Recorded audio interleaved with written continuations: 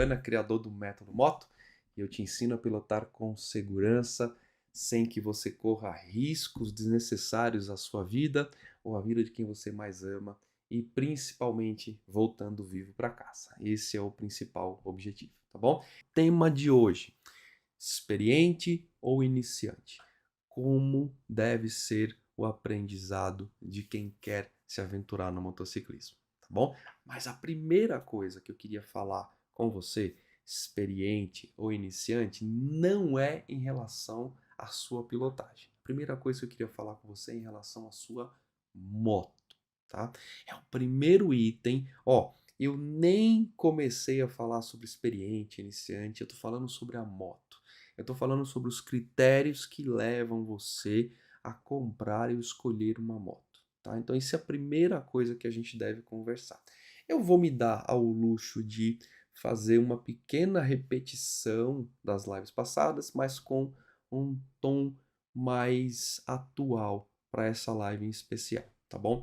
E a primeira coisa que eu queria falar com você, experiente ou iniciante, é escolher corretamente a moto, fazer a escolha da moto correta para o seu grau é uma coisa tão fundamental assim. Então vamos lá, estou falando para iniciante, estou falando para experiente, não é? Então a primeira coisa que a gente pensa é: ah, eu vou escolher essa moto aqui porque eu sou iniciante, ou eu vou escolher essa moto aqui porque eu sou muito experiente. Será que a escolha da moto deve se pautar na experiência ou no início da coisa? Porque geralmente, quando a gente mede experiência no motociclismo, quando eu falo experiência no motociclismo, a primeira coisa que vem na sua cabeça, eu sei que é isso, tá? São dois elementos: tempo de pilotagem e aqueles que são mais precisos, quilometragem. Tá? Como assim quilometragem? Eu falei com um aluno que ele me deu números, ele falou: já rodei mais de 50 mil quilômetros, né? Então ele não mede em tempo, ele mede em quilometragem, né? Mas a grande maioria, a maioria maciça, mede em tempo, tá? Então eu piloto há 15, 20, 30 anos. Então a primeira coisa que eu queria colocar para vocês é que esse tempo, essa forma de mensurar experiência ou não experiência iniciante, quando ela se fixa na questão temporal, ela não é correta, tá? Ela seria mais correta se você fixasse a questão da experiência na questão da quilometragem. A maioria das pessoas esquece de fazer a questão da quilometragem. Mas a questão da quilometragem é o fator primordial para se definir ou para se chegar numa questão de experiência, de se tornar experiente ou não, ou ser iniciante, também não é só isso. Mas a primeira coisa eu quero que você tire da cabeça é o fator temporal. Eu vou te dizer por quê. Uma pessoa com 6 meses de uso da moto, olha só o que eu vou falar. Uma pessoa com 6 meses de uso da moto pode, e de fato muitas vezes é, mais experiente do que alguém que usa a moto há anos. Como assim? Você tá louco? Não tô não. Porque aí a gente está falando de alguns fatores, como por exemplo, o tempo de uso da moto. Quanto tempo eu vou usar essa moto, né? Peguei a moto, estou usando há 6 meses, mas cara, eu uso 15 horas por dia, eu uso 10 horas por dia. A intensidade do uso. Eu acabei de pegar a moto porque eu tinha um sonho de pilotagem e acabei de pegar. Eu estou usando a moto todo dia, eu já comecei a fazer viagem. Eu estou viajando intensamente, sábado e domingo, intensidade. Então a tarimba de pessoas que usam por um ano, por exemplo, pode ser maior e mais forte do que pessoas que têm carta de moto há 30 anos, né? É uma figura que o Célio acabou de fazer aqui, que é a de horas de voo, né? Então, na verdade, não é o tempo da carta, mas sim a quantidade e a intensidade do uso que você faz da moto, tá bom? Outro fator que é importantíssimo para a gente começar a tratar, e daqui a pouco eu faço uma pincelada importante aqui num assunto muito importante, tá tá bom? É a questão de viagem ou trabalho. Isso realmente traz intensidade. Ah, mas como assim? Eu não trabalho com a moto, mas eu vou para o trabalho. Então, muito bem. Você tem o uso mais intenso do que quem compra a moto exclusivamente para viajar, né? Porque eu presumo que se você vai para o trabalho com a moto, praticamente você usa a moto todos os dias. Ah, mas meu trabalho é perto, meia hora, 40 minutos, 20 minutos, não importa. Você está tendo aqui um contato de intensidade de uso de pelo menos 20, 30 minutos por dia. Suponho que seja 20 minutos para ir, 20 minutos para voltar, então a gente já aumentou para 40 minutos e assim sucessivamente, não é? Então, olha, é muito mais intenso e muito mais forte do que quem comprou a moto para só usar no final de semana, tá? Então é importante, quando a gente vai definir a questão de experiência ou inexperiência, a gente olhar para esse fator. Primeiro fator de uso da moto e o segundo fator, o fator de escolher a moto certa em função deste uso, tá? Mas aí eu não quero que essa escolha seja um fator de limite, que a gente já falou nas lives passadas, ou um fator de limitação, tá? Porque é importante que você alie a escolha da moto à sua capacidade de controlar a moto. Então eu vou exemplificar para ficar claro para você, tá bom? Você tem lá um tamanho médio aí da população brasileira em torno de 1,68 até 1,72, 1,76, mais ou menos isso. Vamos baixar um pouquinho a régua, 1,65 até 1,75, vai. Tá? Então você tem uma compleição física ok, tranquila, tá? E aí você escuta alguém falar assim, ó, não, para começar, você tem que comprar essa moto menorzinha aqui. Então eu tô retomando esse assunto porque isso é uma coisa muito importante. Não necessariamente você tem que escolher uma motinha para começar. Você já pode escolher a moto que você quer, a moto que você sonha, independente da sua experiência temporal. Então vamos lá. Tenho uma moto pequena que eu já uso há 6 meses intensamente. Eu vou trabalhar com ela todo dia e tudo mais, né? Eu quero, mas meu sonho não é essa moto 150 ou 125, ou seja lá o que for, ou um scooter. Meu sonho é uma 1000. Posso? Pode. Pode. Depende da sua intensidade e da sua capacidade de conseguir controlar o equipamento. Então a primeira coisa que eu quero que você coloque na cabeça é: intensidade não tem nada a ver com fator temporal. Tá bom? Então é importante isso. Ah, tem sim, porque eu piloto há 30 anos. Tá, então vamos lá. Eu te pergunto, dos 30 anos, quantas vezes por semana você pilota? Aí você já começa a fazer conta. Quantas vezes por mês? Ah, eu viajo 2 vezes por mês com os amigos. Então vamos fazer uma conta. Aí eu pego o outro aqui e falo, quanto tempo você pilota? 2 anos, mas todo dia. Quem que você acha que vai ter mais intensidade de uso da moto?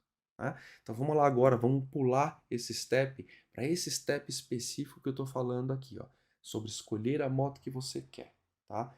Cara, tem compleição física para dominar a moto que você quer, independente do peso, da potência, da estatura e tudo mais? Tenho. Julgo que eu consigo, com a minha compleição física, com o meu tamanho, aqui dominar uma moto trail, um big trail. Ótimo, vá em frente, porque o segredo não é a potência. Então entenda, dominar uma moto não está adstrito à questão da potência.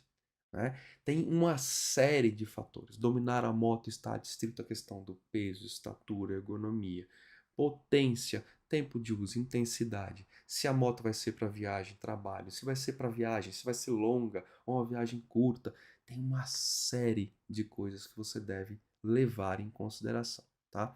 Mas, principalmente, entenda o que a moto pode fazer. Então, eu nem comecei a entrar ainda na questão pessoal.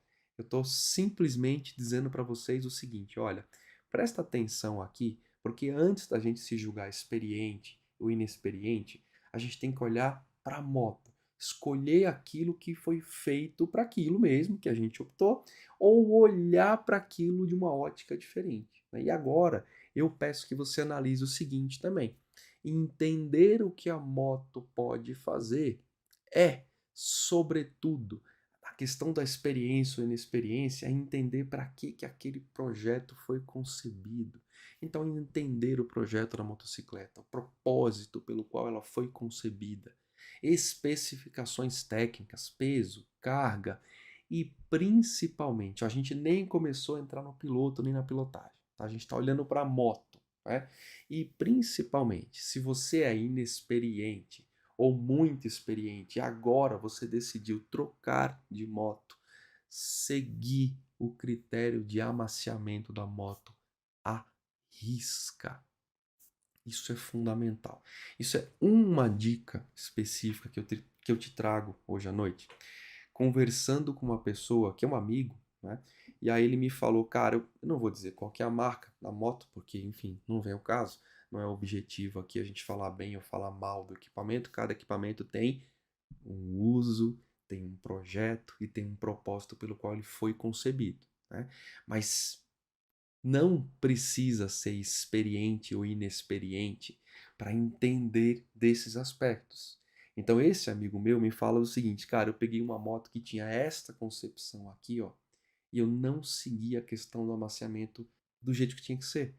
Por acreditar que o motor deste tamanho, com esta categoria de cilindrada, me ofertaria mais autonomia para eu poder já pegar a moto e fazer o que eu queria.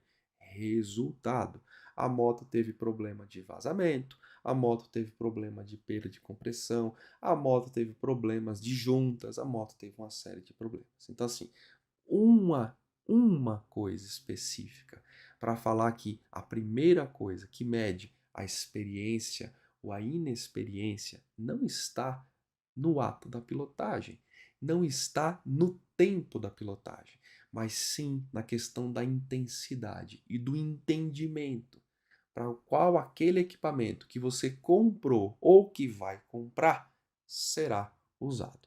E aí a intensidade ela nasce justamente, né, do uso mais corriqueiro do equipamento dentro daquilo que ele foi proposto para ser usado. É daí que nasce uma intensidade de uso e uma experiência muito alta. O que você quer dizer? Quer dizer o seguinte, ó, comprei uma moto de 500 quilos, uma Ultra, Harley Davidson Ultra, por exemplo, né? Uma moto 1.900 cilindradas, 500 quilos, mas é só para trabalhar. Então a gente tem um uso de moto, de equipamento que se presta, na sua essência, a uma moto de estrada, uma moto de viagem.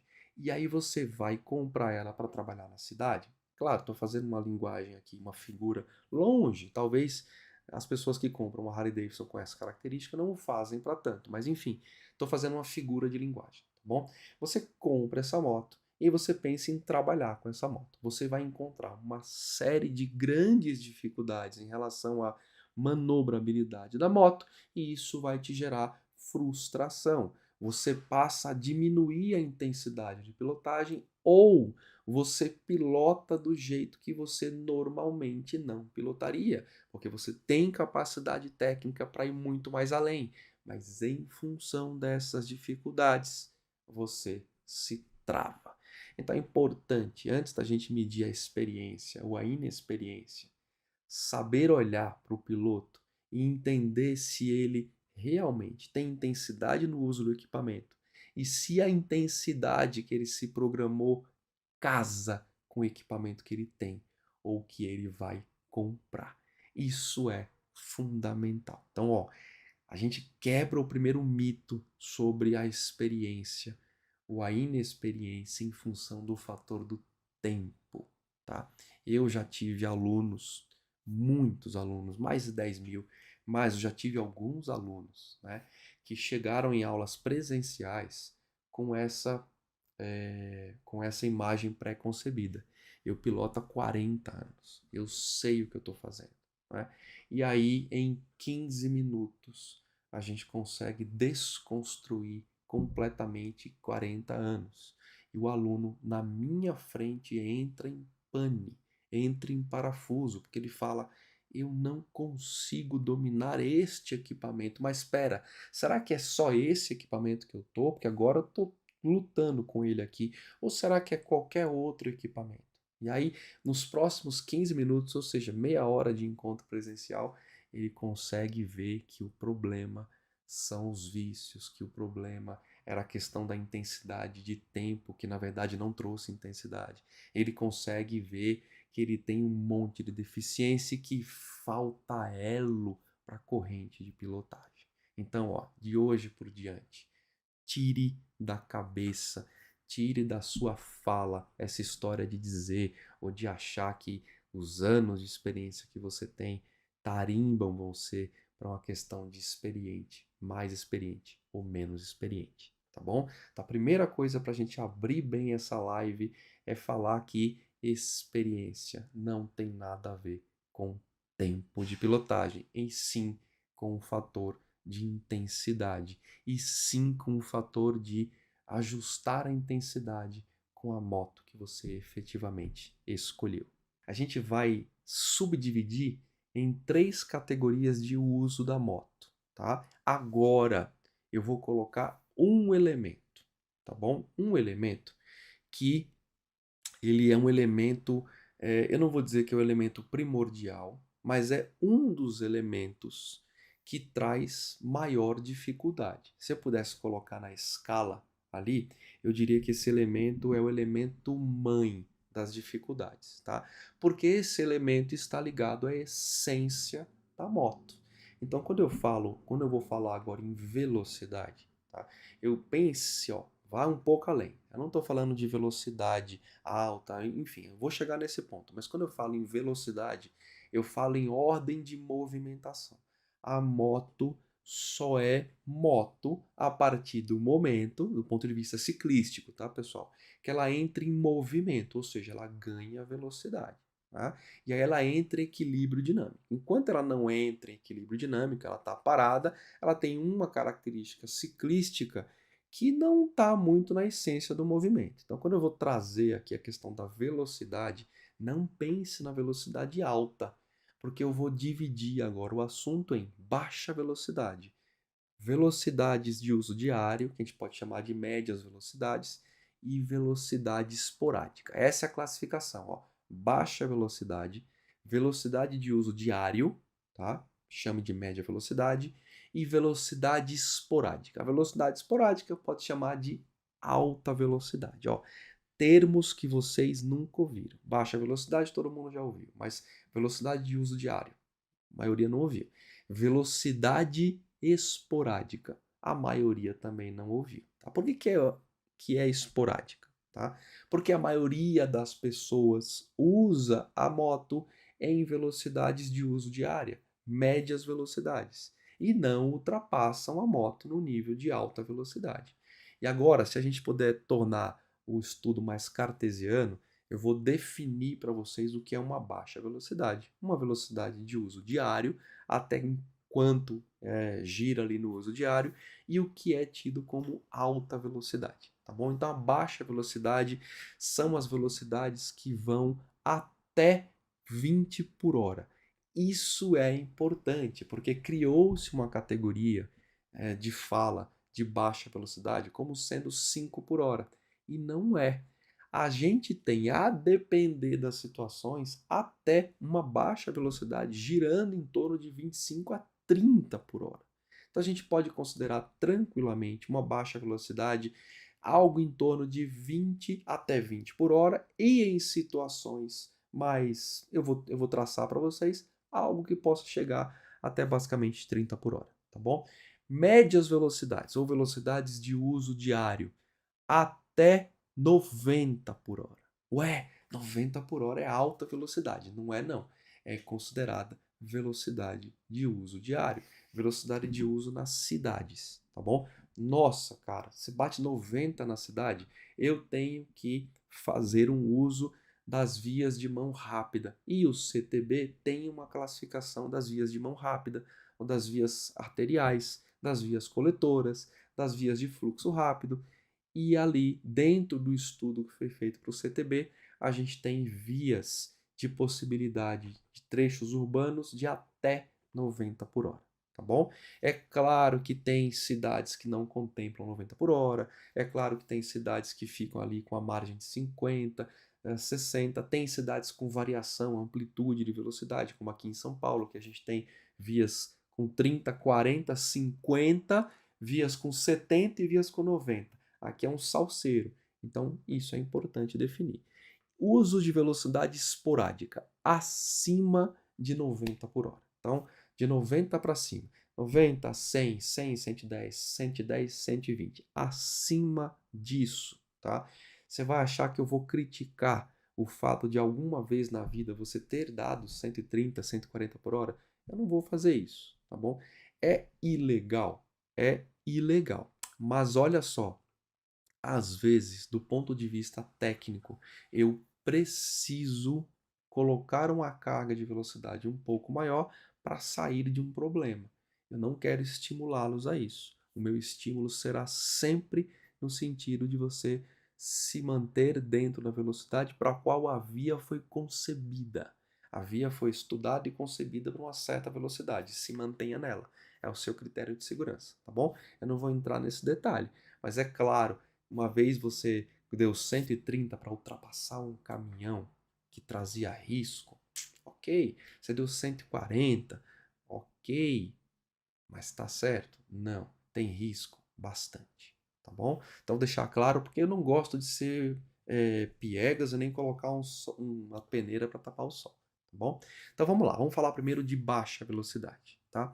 Para que serve a baixa velocidade? Ó, você é experiente ou você inexperiente? Comece a medir as suas experiências agora. Tá bom?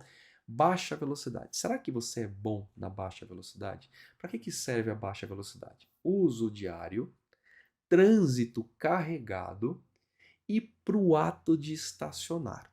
A baixa velocidade, até 20, vai extremando 30 por hora, ela é fundamental.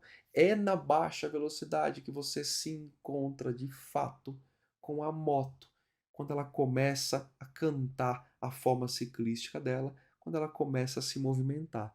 É na baixa velocidade que você tem 100% da informação da moto, inclusive ângulo de esterço, que numa alta velocidade você não consegue, você não faz isso aqui, ó, numa alta velocidade, você trabalha com ângulo de esterço muito menor, e é também na baixa velocidade que você encontra a relação de peso e potência da moto, coisa que você não encontra na alta velocidade. Na alta velocidade, o peso da moto é oculto em função justamente do deslocamento mais rápido, tá? Na baixa velocidade, não. O peso da moto canta, fala mais alto. Então, a baixa velocidade é fundamental. O domínio da baixa velocidade. O que você vai precisar para dominar a moto em baixa velocidade, tá? Zona de fricção. Eu não vou ficar detalhando o que é uma zona de fricção, mas trazendo, trocando a miúdos, é a moto na mão. Tá? É o domínio do controle de tração. E a gente não está falando do controle automatizado de tração. A gente está falando de dar potência ou tirar potência de maneira proposital em função da alteração de velocidade. Então, ó, primeira coisa que você vai precisar para dominar a moto é entender sobre controle de tração, sobre domínio da zona de fricção, tá bom? Segunda coisa que você vai precisar para entender a moto na baixa velocidade, controle corporal. Até quando eu falo controle corporal, eu falo que na baixa velocidade, o teu controle, a tua memória fina muscular, ela tem que estar em alto nível. Quando eu falo memória fina muscular, eu estou falando sobre mãos, dedos, pés, controle de pegada, controle de aplicação de força, coluna, posicionamento dos ombros, pescoço, braços, pés para dentro, pernas para dentro. O pé para fora faz o quê? O que acontece quando a perna abre? Entender, basicamente, ter o controle corporal na baixa velocidade se reflete diretamente para média e alta velocidade. É na baixa velocidade que você consegue mensurar, que você consegue analisar e medir a questão do teu controle corporal, tá bom? Na alta velocidade, a gente tem alguns controles corporais e não a totalidade dos controles corporais. Então, assim, antes que alguém fale a alta velocidade é mais importante que a baixa velocidade, não é verdade, tá bom? A baixa velocidade, ela traz um indicativo de controle muito maior do que o da alta velocidade. Eu sempre faço alusão a um vídeo que tem no YouTube de um macaquinho, o cara pega o macaquinho, coloca numa motinha, o macaquinho acelera. Enquanto ele está em linha reta, ele consegue dominar a moto, né? É uma motinha pequenininha, o macaquinho está em cima, acho que é lá na Índia, alguma coisa assim. Aí depois o macaquinho entra em círculo, ou seja, ele está mantendo uma constância de movimento, com uma aceleração constante num eixo constante. Ele consegue. A partir do momento que ele diminui, porque o cara dá um comando para ele parar, ele diminui, a moto cai do nada. Ele vem assim, ó, diminui, a moto cai, e aí ele pula e vai para o braço lá do tratador dele, tá bom? Então, assim, não é a alta velocidade que define um usuário experiente. Então, agora eu quebro outro mito. Porque se você diz para mim que é mais experiente, porque consegue pegar a moto na estrada e andar a 110, 120 por hora, do que alguém que anda na cidade a 50 por hora, a gente vai bater boca, porque não é bem assim. A alta velocidade exige um grupo de pilotagem diverso do grupo de pilotagem de baixa velocidade. Mas o grupo de pilotagem de baixa velocidade é infinitamente maior do que o grupo de pilotagem de alta velocidade, tá bom? Tá importante que você também saiba disso, tá?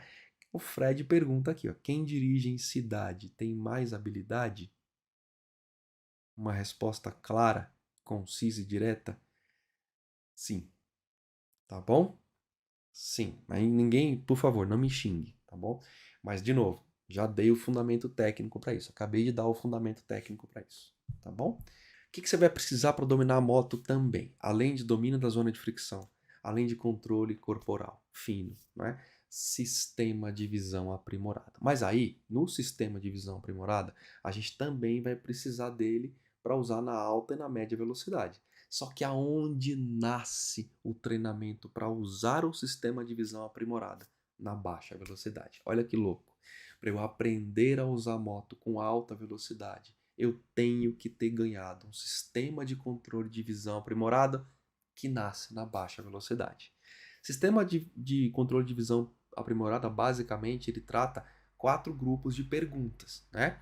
Como olhar, por que olhar, para que olhar e para onde olhar. E aí tem um treinamento específico para cada grupo desse. Olha, eu diria que o olhar na moto ele está ali também na zona é o alto clero na pilotagem, vai. Então a gente tem lá a questão da ordem de movimentação da moto, quando ela começa a se movimentar, ciclística, a gente tem o olhar junto, lado a lado, depois a gente tem a questão de corpo, comandos e tudo mais. Porque é o seguinte, ó, de nada adianta você saber como mexer na moto, ou de nada adianta você saber acelerar ou frear se você não sabe olhar do jeito certo enquanto pilota uma moto, tá bom?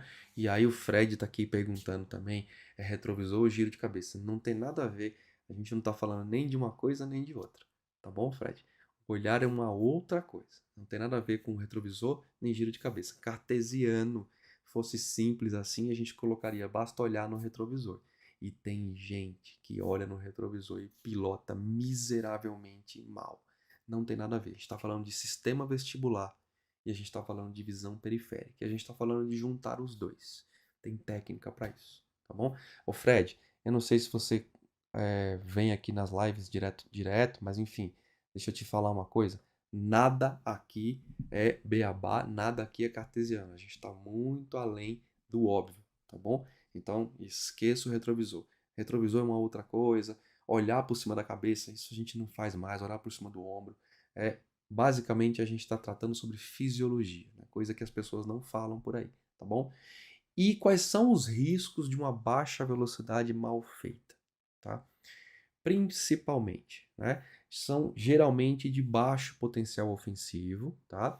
E aí a gente tem uma baixa velocidade mal dominada, a gente tem reflexos como torções de membro, e a moto vai tombar, né? Você vai querer sustentar a moto. A gente tem danos de baixa intensidade na motocicleta. Agora pense bem, se a gente for fazer uma metrificação em função dos danos, tá?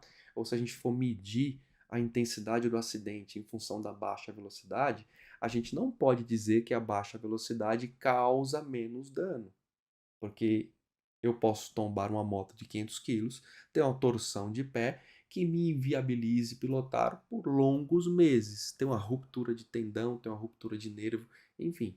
Então não é isso, tá? Então assim, sou muito experiente, tenho 40 anos que piloto, tenho uma Harley Davidson, só que quando eu vou frear, eu tenho um problema, baixa velocidade. E a moto cai, e a moto tomba, e eu me sinto assim, assim, assado. Então você não tem tanta experiência assim, porque faz parte do grupo de experiências passar por um grupo chamado baixa velocidade e todos esses aspectos que eu tratei aqui agora. Para que serve, o que você vai precisar e quais são os riscos associados, tá bom? Certo, pessoal? Ok? Vamos lá. Agora eu vou para as velocidades de uso diário, tá? Ou as médias velocidades. A gente já definiu velocidades que a gente usa para o que a gente chama de deslocamento controlado nas cidades. Então, geralmente eu vislumbro as médias velocidades para um uso de cidade, tá? E também para um ato de posicionamento no trânsito. Agora, é fundamental que você entenda que o que você vai precisar para pilotar em médias velocidades. A complexidade inteira da baixa velocidade, ok? Com mais alguns elementos da alta velocidade. Olha que louco. A baixa velocidade cria uma estrutura de corporal, uma estrutura de memória muscular fina que te leva a uma média velocidade, e isto vai te dar tarimba para as altas velocidades. Você vai conseguir fazer essa transição. Mas quando é que você vai ficar bom nas médias velocidades? Quando você sair, for até a alta velocidade, ter alguma experiência na alta velocidade e saber dosar alguns elementos de alta velocidade nas velocidades controladas de uso diário. Então veja, a moto prescinde para que você tenha uma visão mais completa da questão da pilotagem segura, que você transite entre as velocidades. E aqui eu crio um problema, ou gero um problema, que é o seguinte: eu só piloto em baixíssimas velocidades, eu tenho medo de acelerar um pouco mais. Você vai ter um problema, porque eu preciso de algumas experiências que só se atingem com algumas velocidades. Eu preciso que, dado algum momento na sua vida de pilotagem, você tenha experimentado velocidades acima de 90 por hora.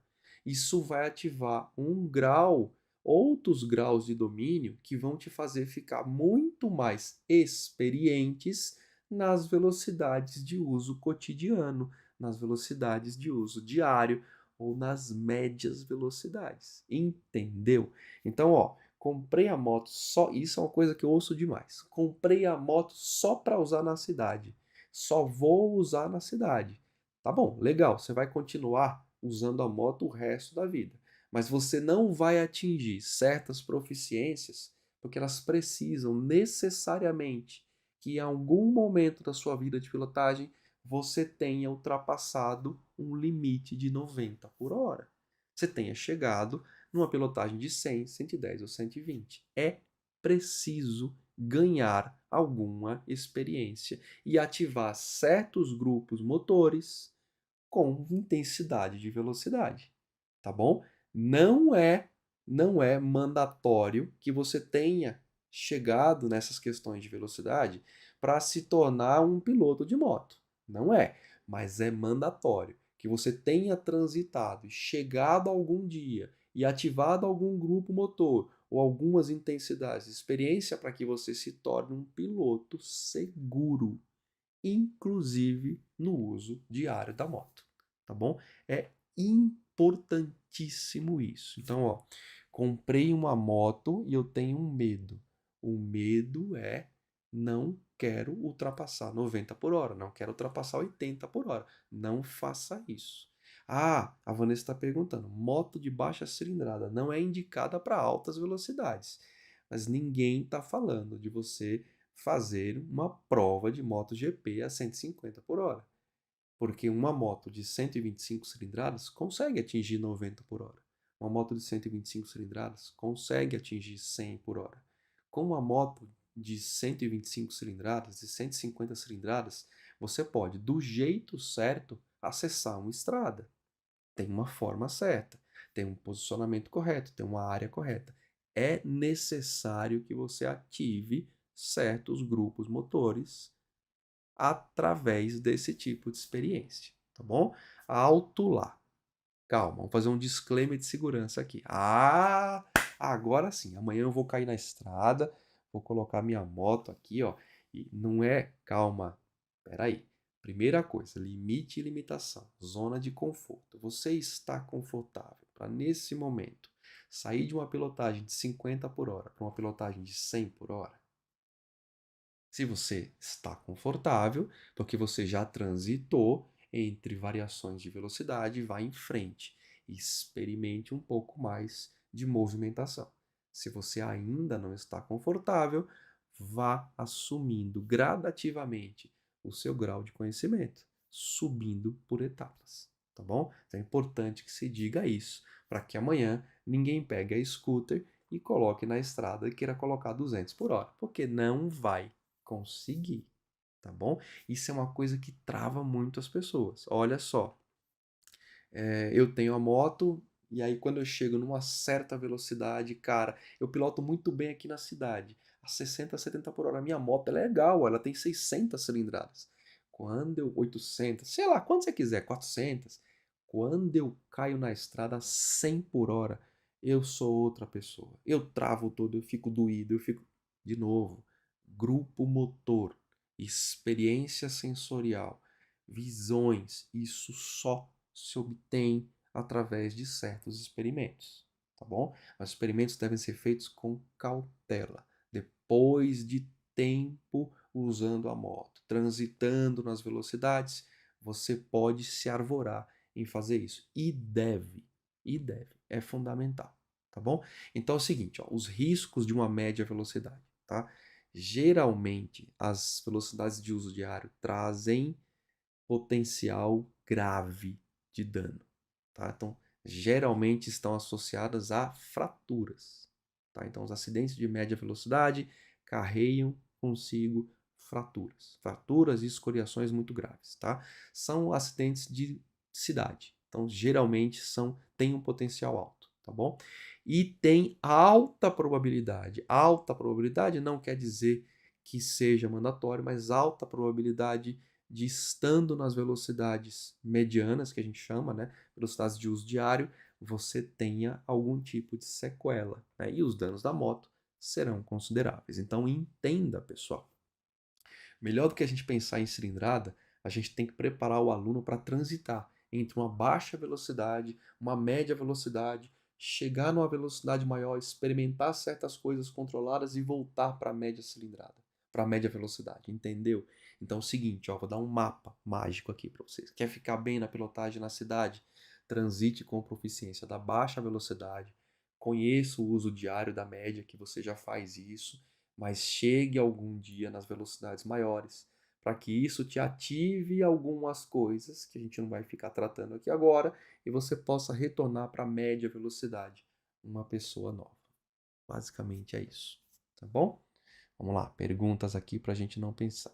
Vanessa, como adquirir experiência em curva? Vanessa, são tantas coisas que a gente tem que falar que eu não consigo nem te falar em um minuto, tá? Impossível de falar isso, Vanessa. A gente tem uma série de lives, a gente trata de curva o tempo todo. Curva é um negócio muito crítico. Então é impossível te trazer aqui agora, tá bom? A velocidade alta, que é o que a gente chama de velocidade esporádica, né, que são as altas velocidades. Para que serve? Deslocamentos de estrada, né, deslocamentos que não é nem em função da velocidade, mas deslocamentos mandatórios conforme o trânsito. Ó, e aí é uma outra coisa, tá bom? Vou pegar uma estrada. mas eu só estou acostumado a andar 80 por hora. Se você andar 80 por hora numa estrada que é 120, você está correndo um risco tremendo, tremendo. Entende as coisas? Entenda as coisas. Então, ó, velocidade esporádica é aquela que tem que ser assumida quando se tem um certo preparo para poder fazer aquilo acontecer. É fundamental que você tenha certo domínio numa velocidade esporádica. E aí, eu, claro, convido vocês para assistir uma série de lives, de uma série de coisas. Aqui no canal, do YouTube, aqui no Instagram, eu falo de um monte de coisas específico para altas velocidades. Por exemplo, uma live de senso de velocidade que eu fiz, que eu trato justamente sobre os efeitos da alta velocidade. E tem uma série de coisas, controle corporal, tem live que eu falo sobre postura corporal. O conhecimento está dividido em todas as lives, tá bom? Então tem muita coisa. É claro que o potencial de risco de uma alta velocidade é muito maior.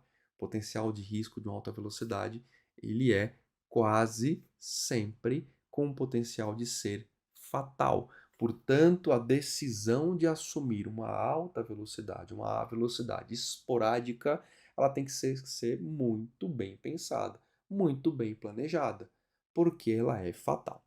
Por que eu estou falando isso? Tá?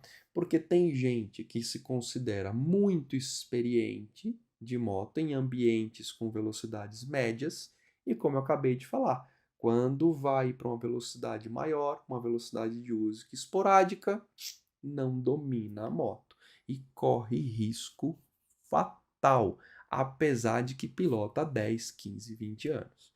E tem gente com 7, 8, 9, um mês, um mês não, um ano que tem intensidade de uso, já transitou em todas as situações, que vai para a estrada e se dá muito bem.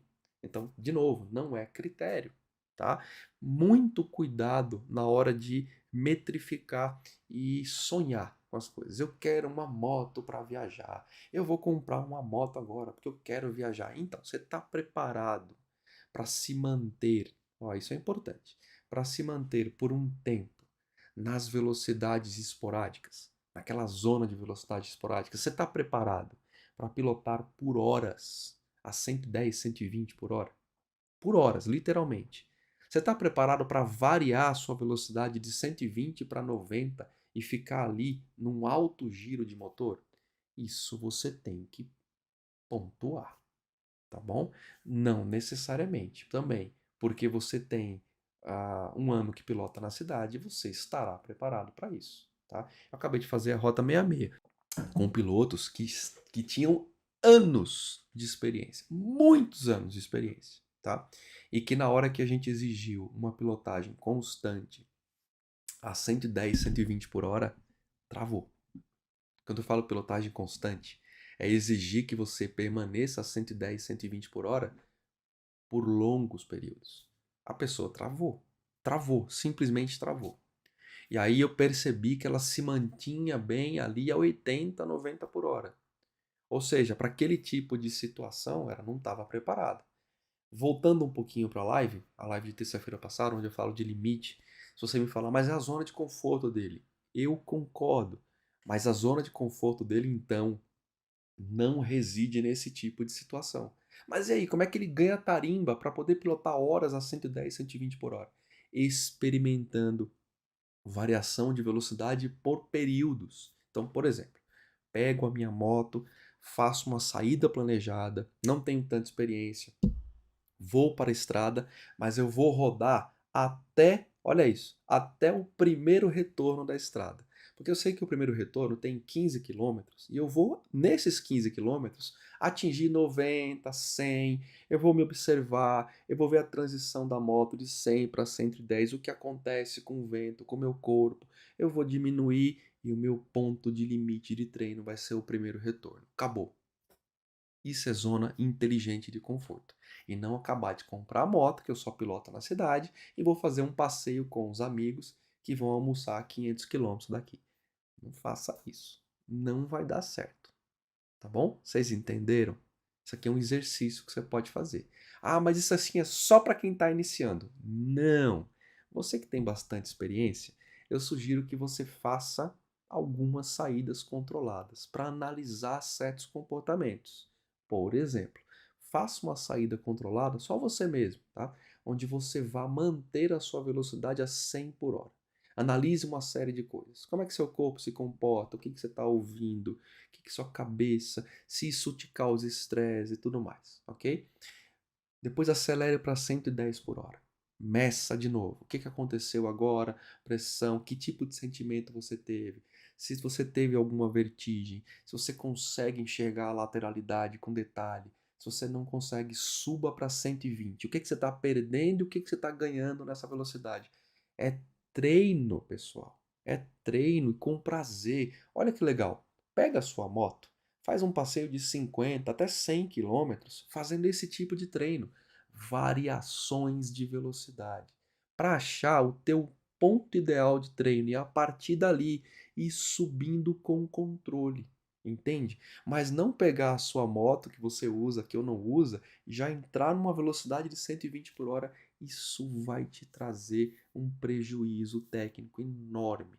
Isso vai causar vício, vai causar uma série de coisas, inclusive descontrole, podendo ser fatal. Tá bom? Próximos grupos. Então a gente falou sobre alta, baixa e média velocidade, tá? Queria falar rapidamente sobre algumas coisas que fazem com que você se autodefina iniciante ou experiente, tá? A primeira das coisas, do ponto de vista técnico, agora a gente vai entrar na pilotagem propriamente dita, tá bom? Nossa, live indo para 2 horas, pessoal. Não tem problema, tá? Primeira coisa que eu quero tratar com vocês, né? O que define um experiente de um inexperiente? O jeito que ele controla, é o primeiro aspecto. O jeito que ele controla a aceleração. O jeito que ele se coloca em ordem de movimento, tá? Quem acelera desse jeito aqui, ó, não tem a experiência que diz ter, tá bom? Então, a primeira coisa que define um experiente de um inexperiente é que o experiente, independente do tempo, a gente já superou essa questão do tempo, tá bom? O experiente sabe tratar o controle de aceleração, porque é ele que dá a ordem de movimento na moto. E se a moto se movimenta, na essência ela ganha efeito ciclístico e passa a ser moto em si. Essa pessoa que sabe disso tudo, dessas fases, ele age com suavidade na aceleração. E eu fiz uma live aqui no YouTube onde eu falo sobre suavidade para acelerar. Sugiro fortemente que você assista essa live depois, tá bom? Então a primeira coisa é o uso proporcional da aceleração, né? É a suavidade no uso, saber transitar entre as velocidades, já que a gente estava tratando sobre baixa, média e alta velocidade, né? E não adianta eu saber passar da baixa velocidade e numa estilingada eu atingir uma alta velocidade, porque o conhecimento das velocidades medianas, que são as mais críticas, que são as velocidades do dia a dia, eu simplesmente não domino com intensidade. Então pare de dar aquela acelerada forte, porque ela vai te exigir uma série de coisas. E às vezes você não está pronto para isso, tá bom? E toma um monte de susto. Ó. Então, ó, e principalmente quando a gente fala em velocidade, a gente está em aceleração, a gente está falando no uso adequado entre a aceleração e a embreagem, coisa que as pessoas não entendem. E aí, eu também tenho uma live sobre o uso do comando mais mal interpretado que existe, que é a embreagem, porque a embreagem não está distrito tão somente à passagem de marcha. Então é fundamental que quando você pense em controle de aceleração, você saiba casar a aceleração com o uso adequado da embreagem, tá bom? Então, ó, sugiro 2 lives para vocês que estão acompanhando. A live de aceleração e a live de embreagem, tá bom? É só bater no YouTube que vocês vão achar lá, tá bom? Próximas 3 coisinhas, 4 coisinhas, na verdade, que invalidam o inexperiente de um experiente. Tá? E aí, ó, de novo, tenho aqui 30 anos. E aí, quando você vê a pessoa acelerando, ela se entrega. Ela acelera que nem louca, ela não tem controle. Ela não sabe transitar entre as velocidades. Ela não sabe extrair o que cada velocidade pode entregar. Ela simplesmente pula de um ponto para o outro, independente da experiência. Tá bom? Então, exercício que você pode fazer: verificar as velocidades. Próximo item que define um experiente de um inexperiente: frenagem. Então, ó, a gente ainda não chegou em outras coisas, mas frenagem. Então, aqui primeiro eu falo para você: você é experiente a ponto de saber se colocar em movimento? Controle de aceleração e embreagem. Ah, sou. Você é experiente em saber parar o seu movimento do jeito certo? Porque, pessoal, de nada adianta controle sem saber parar o equipamento. Senão você vai morrer. Então vamos lá, frenagem. Você sabe todos os tipos de frenagem? Agora eu vou começar a sabatinar vocês, né, para a gente definir o que é um experiente e um inexperiente. Quais são os tipos de frenagem? Você sabe? Você conhece todos? Eu aposto que não. Sem querer ser, sem querer parecer arrogante, pedante, longe disso, tá bom? A gente está conversando aqui entre amigos, mas você sabe? Eu estaria perguntando para um amigo, eu falaria isso. Você sabe? E eu falaria, eu acho que você não sabe. Tem alguns que você não conhece, tá? Quais são os efeitos isolados de cada frenagem? O que acontece quando você freia só a dianteira? O que acontece quando você freia só o traseiro? O que acontece quando você freia os dois ao mesmo tempo? O que acontece quando você desloca a frenagem? Quando você desencontra a frenagem? Você sabe quais são esses efeitos? Você já experimentou sabendo o que cada efeito provoca? Você já experimentou e visualizou para poder contextualizar e atestar o efeito de cada frenagem? E o pior, sabendo do efeito de cada frenagem, você já aboliu certas frenagens do seu repertório? E eu aposto que você continua freando do jeito errado. Cuidado. Vamos lá. Potência e pressão nos comandos. Olha só. Você sabe qual é a potência adequada para uma frenagem? Você sabe que tipo de potência você deve colocar nos comandos? Você sabe a hora de travar um comando? Sim, vai ter uma hora que necessariamente pode ser que você precise travar um comando. Você sabe o efeito desse tipo de potência? Você sabe se prevenir contra o travamento constante de um comando? Não tem live de ladeira, Vanessa. Porque não muda muita coisa. É frenagem, técnica de frenagem, tanto para cima quanto para baixo, tá bom? ABS, UBS, CBS. Quais são os problemas desse tipo de coisa? A falsa ilusão de que agora você tem freio. Não é verdade. Não é verdade, tá? ABS, UBS, CBS, sem dúvida nenhuma, eles vão te ajudar, tá bom? Mas eles não vão resolver o seu problema. Eu recebi um vídeo, mudando de assunto, mas caminhando muito nessa linha. Eu recebi um vídeo de um cara onde ele fala assim, recebi no grupo de alunos, tá? Ele fala assim, eu tenho aqui essa moto Speed esportiva, eu tenho aqui um amortecedor de direção, e o amortecedor de direção, ele evita que aconteça o shimmy, aquela mentira. Não é isso. Não tem nada a ver com isso. Ele te ajuda sim, ele te ajuda a prevenir certos comportamentos, mas o shimmy vai acontecer. E olha, a depender da intensidade e do mau uso do amortecimento de direção, o shimmy pode ficar até mais intenso. Então é mentira. É a mesma coisa de você pensar que o ABS, o CBS ou o UBS vai frear para você. Não vai frear para você. Você pode ter ABS, CBS, UBS e morrer freando. Então não é isso, tá bom? Cuidado com a falsa ilusão. Então assim, ó, o que define você de um experiente ou de um inexperiente é saber usar o freio do jeito certo. Você sabe, a ponto de se auto-intitular experiente? Será que todas essas coisas que a gente falou aqui agora você conhece ou domina? Você tem um domínio técnico disso que eu te falei? Você sabe os efeitos disso que eu te falei? Tá bom? Curva. Porque a gente não pode ficar fora do fator experiência ou inexperiência sem tratar da questão de curva, né? Ah, o experiente é aquele que sabe fazer curva. Não necessariamente.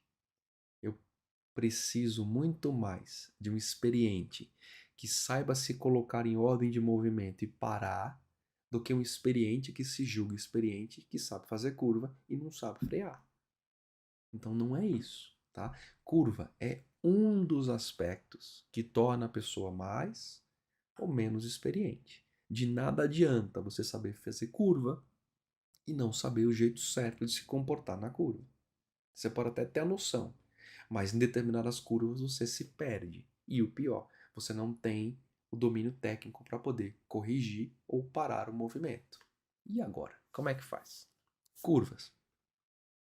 O que é decisivo para tomar uma curva? Numa curva. Quais são os elementos obrigatórios de uma curva? Sabe definir quais são os elementos obrigatórios de uma curva? E não é só falar da boca para fora, mas é durante o ato da pilotagem. Ao chegar na curva, que demora 2 segundos, você consegue rapidamente lembrar dos elementos e associar os elementos antes que a curva aconteça. Estamos falando de experiente e inexperiente. Tem gente que não tem tanto tempo de pilotagem e consegue fazer isso. E tem gente, como eu vi agora na viagem, com anos e que se perdia completamente em curva. Você sabe quais são as técnicas que exigem para uma tomada de curva segura? Vocês sabem o tipo de curva e o tipo de técnica associada? Você conhece a relação entre piloto versus corpo versus inclinação versus resultado final na curva? Você conhece o que acontece quando você joga a moto, puxa a moto, tira a moto? Você já prestou atenção para saber se você efetivamente conhece sobre isso? Você sabe definir uma tangente e extrair um traçado? A tangente é um elemento que nasce antes da curva, e o traçado é a execução propriamente dito de uma tangente pré-definida. E agora? Você consegue definir uma tangente e executar a tangente através de um traçado seguro, ou tido muitas vezes como perfeito?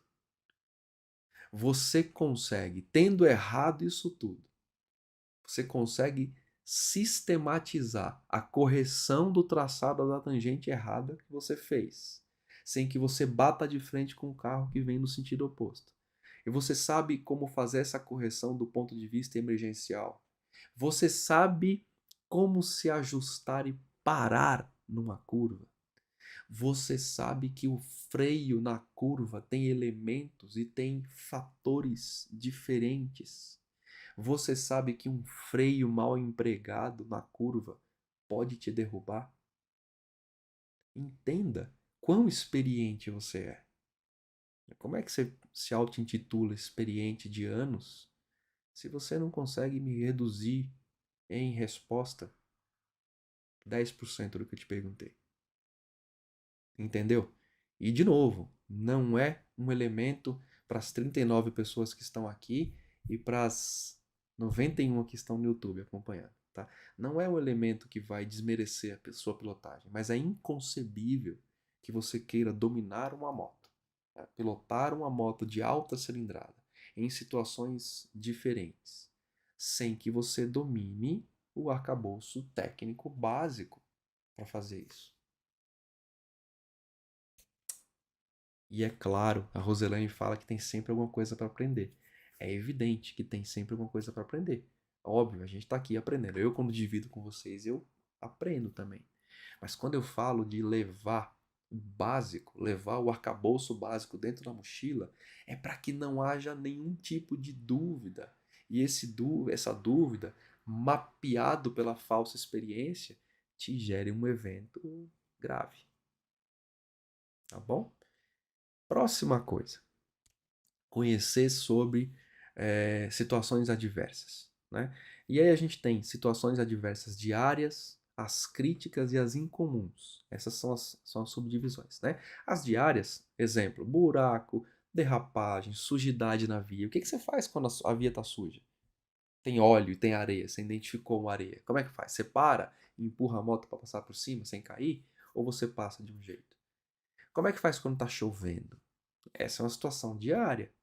Como é que você faz quando o pavimento está molhado? Situação diária. Estou dando exemplos, tá? Um outro exemplo, situação crítica, alagamento. Como é que você vai lidar no alagamento? Ah, mas eu não vou passar no alagamento. Pode ser que você convirja numa via e tenha uma posição de alagamento. Um alagamento já pode ter um fio de água, necessariamente de 10 centímetros, e ser considerado uma situação de alagamento. Você sabe como lidar quando a gente tem um fio de água ou uma situação de água maior?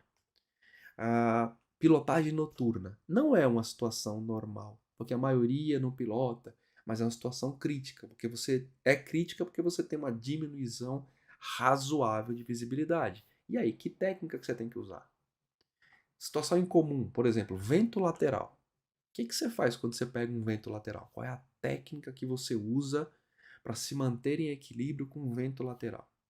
Situação incomum, pavimento não asfáltico. Ah, eu não faço trilha, mas eventualmente, para acessar uma parte ou outra da estrada, pode ser que você precise pegar um pavimento não asfáltico. Estou dando exemplos, tá? Quer ver uma coisa incomum?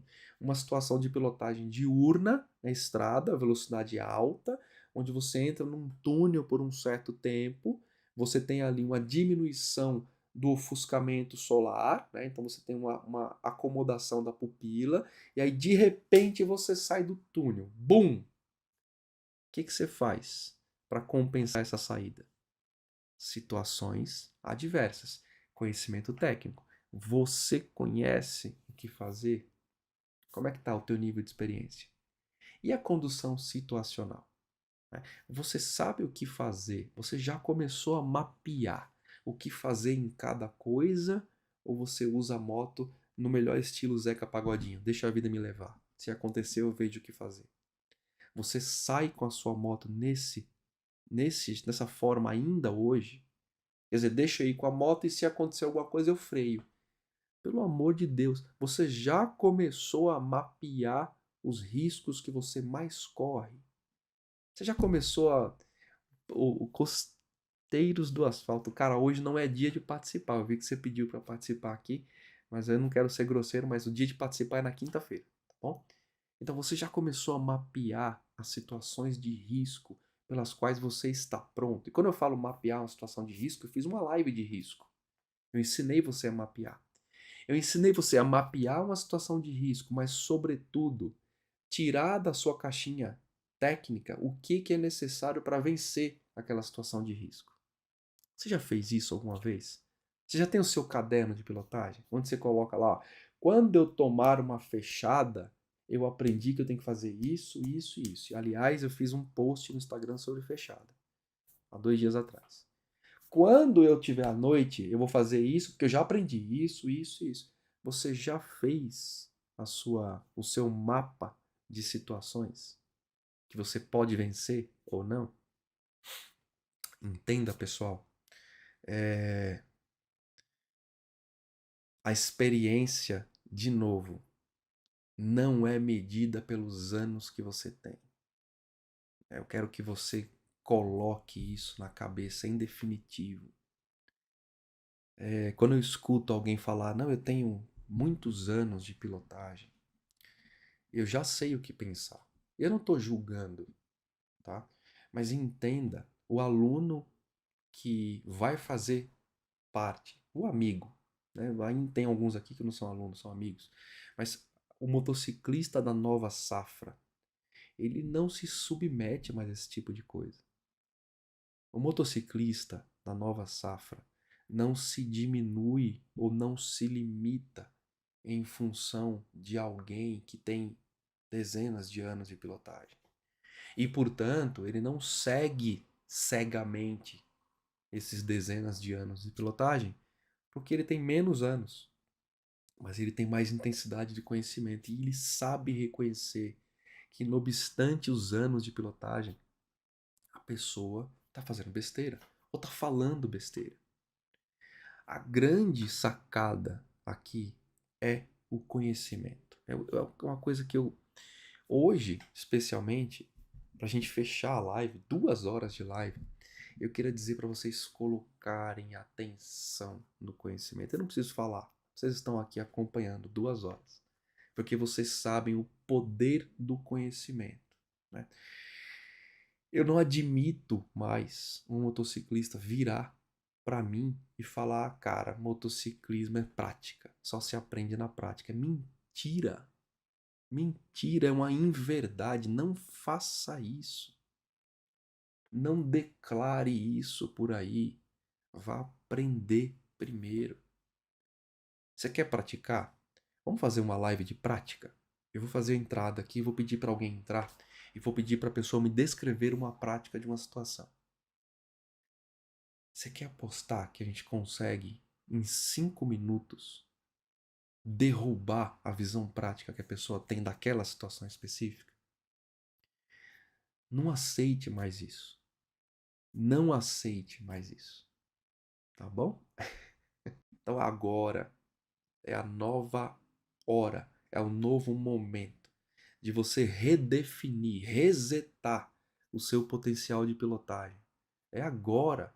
É agora a forma certa, através do conhecimento certo, organizado, através do contato com as pessoas que pensam da mesma forma, os alunos que pensam da mesma forma. É agora a hora de fazer parte de alguma coisa muito maior, para não ouvir besteira por aí e para parar de correr risco e de fato falar, cara, eu piloto a minha moto, eu sei extrair dela um prazer que poucas pessoas têm.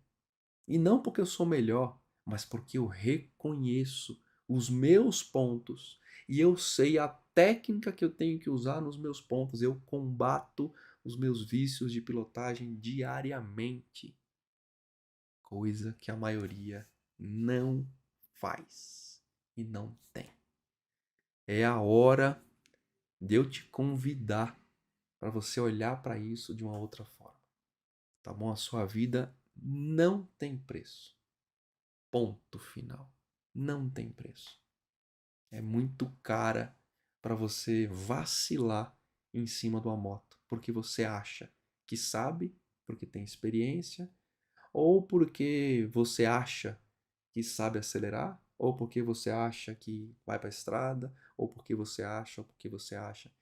Eu conheço alguns que perderam a vida, conhecia porque achavam, e conheço alguns que não pilotam mais porque achavam. Cuidado com o que você acha, tá bom? Eu não tô aqui para te desmerecer. Eu tô aqui para te levar a pensar de uma outra forma. Certo? Então, meus amigos, sejam mais uma vez, se sintam abraçados, sejam mais uma vez aqueles que chegaram pela primeira vez, muito bem-vindos, aqueles que frequentam direto aqui, muito obrigado pelo apoio de vocês. A gente vai se ver em breve. Quinta-feira eu tô aqui ao vivo para a gente conversar. Pilotem com segurança, tá bom? Obrigadão, pessoal. Uma excelente noite para vocês, tá bom?